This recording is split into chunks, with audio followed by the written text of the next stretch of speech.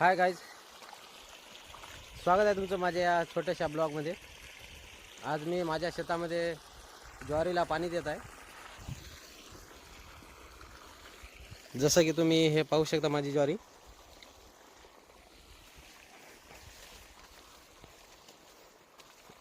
आणखीन वाढ झालेली नाही।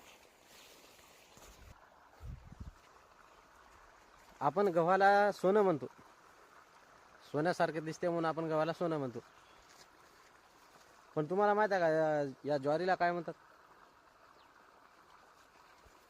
आपण गव्हाला सोनं म्हणतो, तर ज्वारीला आपण काय चांदी म्हणतो? काय म्हणतो ते कमेंटमध्ये सांगा। पण हे सोन्याहून आठवलं,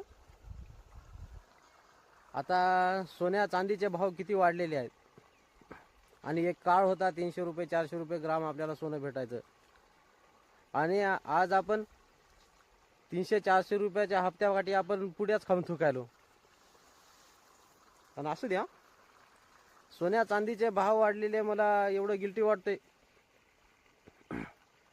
एवढं वाईट वाटते ना, की आपण 4-5 किलो सोनं अगोदर घेऊन ठेवलेलं बरं होतं। आता भाव वाढले, आपण सोनं काढलं असलं तर किती फायदा झाला असता, असं हे विचार करून मला एवढं वाईट वाटते ना।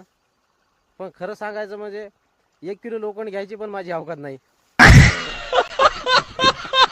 तर मित्रांनो, जर तुम्हाला माझी परिस्थिती पाहून हसू येत असेल, दया येत असेल,